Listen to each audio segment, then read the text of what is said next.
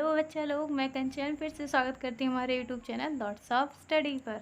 तो देखिए, मैं कक्षा 10th का मैथ करा रही हूँ। हमारी प्रश्नावली चल रही है 1.2। उसके कुछ सवाल हो चुके हैं। आज मैं आपको 5वां सवाल करा रही हूँ इसका। बाकी जो हो चुके हैं आप मेरे चैनल पर जाके देख सकते हैं। जांच कीजिए कि क्या किसी प्राकृत संख्या n के लिए संख्या 6n अंक 0 पर समाप्त हो सकता है या हो सकती है। तो देखिए, 0 पर समाप्त होने की पहले तो शर्त क्या होती है। तो हमने कहा 0 पर समाप्त होने के लिए गुणनखंड क्या होने चाहिए, 5 × 2।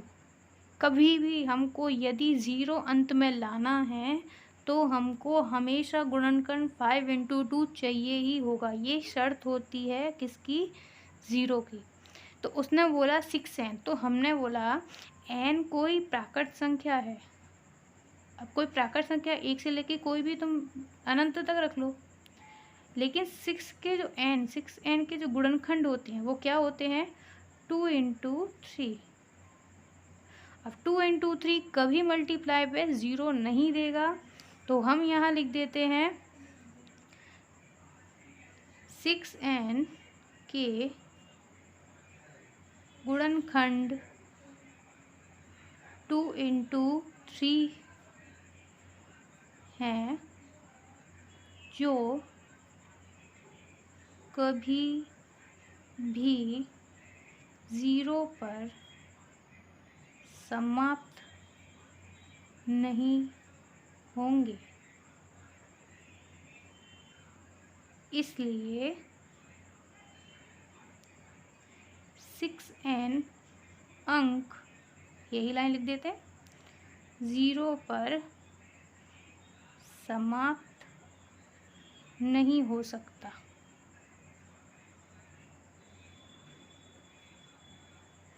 नहीं हो सकता, ये हमारा आंसर था इसका।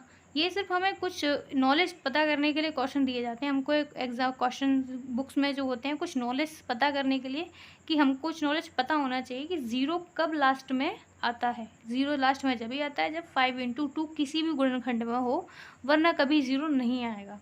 तो देखिए, जैसे कि मैंने बताया n प्राकृत संख्या है, n का गुणनखंड हमेशा क्या रहता है, 2 × 3, और 2 × 3 कभी भी आपको 0 नहीं देगा। इसीलिए 6n कभी 0 पर समाप्त नहीं हो सकता। यहीं से मैंने लाइन उठा के रख दी सारी। अब मैं अगला क्वेश्चन कराती हूँ। देखिए, अगला क्वेश्चन है हमारा, व्याख्या कीजिए कि 7 × 11 × 13 + 13 और 7 × 6 × 5 × 4 × 3 × 2 × 1 + 5 भाज्य संख्याएं क्यों हैं। भाज्य संख्या होने की शर्त क्या होती है कि वह संख्या 2 या 2 से अधिक अंकों से डिविजिबल होनी चाहिए। तो हमारा नंबर क्या है, 7 × 11 × 13 + 13। देखिए, यहाँ से हमने देखा कुछ कॉमन मिलता है क्या। देखिए, जो प्लस वाला होता है वो क्या करता है, 2 डिवाइड करने का काम करता है। मल्टीप्लाई कभी डिवाइड करने का काम नहीं करता। मल्टीप्लाई हमेशा इनों में गुणा कर देता है, लेकिन प्लस क्या करता है, डिवाइड का काम करता है। तो हम कॉमन कहाँ लेते हैं, प्लस वाले की एक इस पार्ट से और एक इस पार्ट से। तो मैंने कहा यहाँ से कॉमन क्या है, मेरे को 13 कॉमन है, तो मैंने यहाँ से 13 कॉमन ले लिया। ब्रैकेट में क्या बचा, अब यहाँ से जब मैंने 13 ले लिया तो क्या बचेगा, 7 बचेगा और 11 बचेगा, प्लस यहाँ पे क्या बचेगा, तो यहाँ से 13 पूरा पूरा ले लिया तो यहाँ 1 बचेगा, यहाँ 13, इसका करते हैं तो कितना हो जाएगा, 77 और 1 + 78। तो देखिए, भाज्य संख्या का शर्त क्या होता है कि किसी भी संख्या का 2 से अधिक संख्याओं से डिविजिबल होना चाहिए। देखिए, ये दो संख्याएं, जो भी इसका आंसर आएगा, गुणा करने पे जो भी आंसर आएगा हमें नहीं पता, लेकिन इसका जो भी आंसर आएगा वो 13 से भी कटेगा और 78 से भी कटेगा, और फिर एक तो 1 जो मल्टीप्लाई होता ही होता है हमारा, उससे भी डिविजिबल हो ही जाएगा। तो बताइए कि 2 से अधिक नहीं है इसके भाज्य, तो 2 से अधिक है तो ये संख्या कैसी है, भाज्य संख्या है, भाज्य संख्या। दूसरा ले लेते हैं। दूसरा क्या है हमारा, 7 × 6 × 5 × 4 × 3 × 2 × 1 + 5।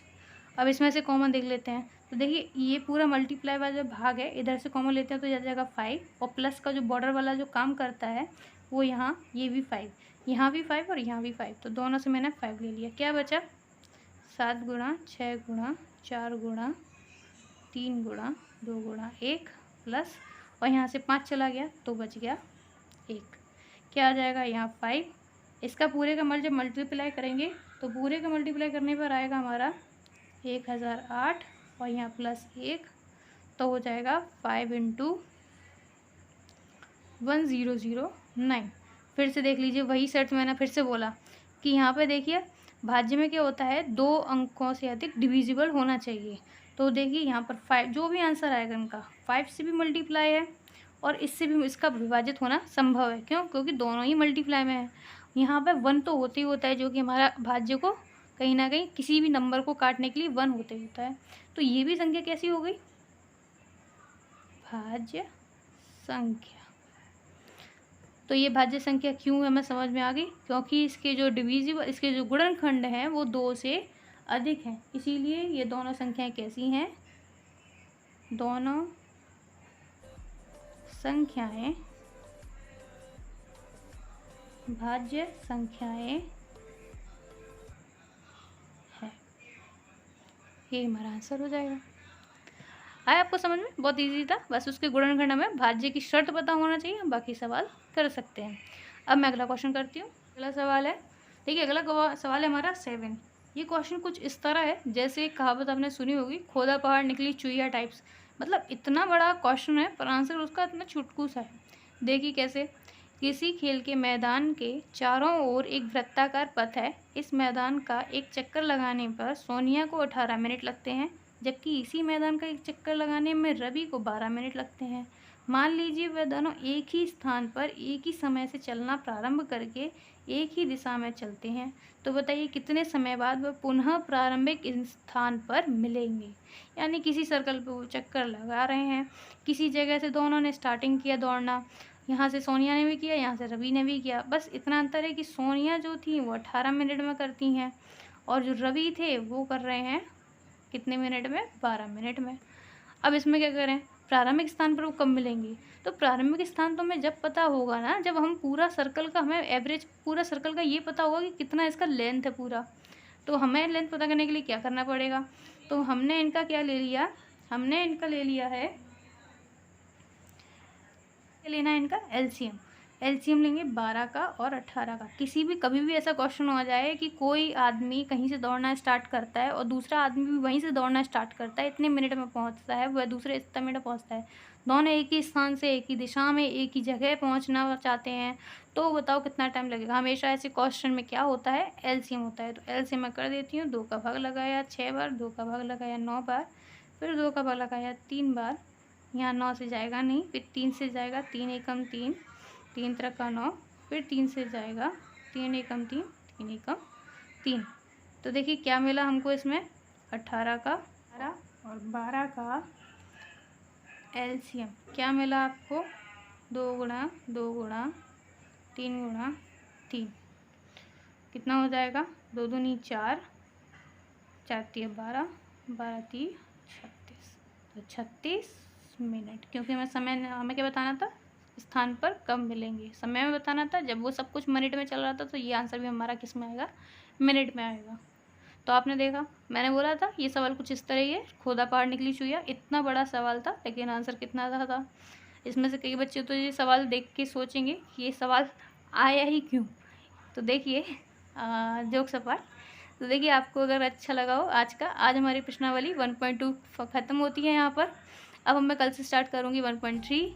तो आपको अगर अच्छा लगा तो आप मेरे चैनल को सब्सक्राइब करें, वीडियो को लाइक करें, ज़्यादा से ज़्यादा शेयर करें अपने दोस्तों के साथ, जिससे उनको भी इस सवाल के बारे में नॉलेज हो, कैसे किए जाते हैं इनको।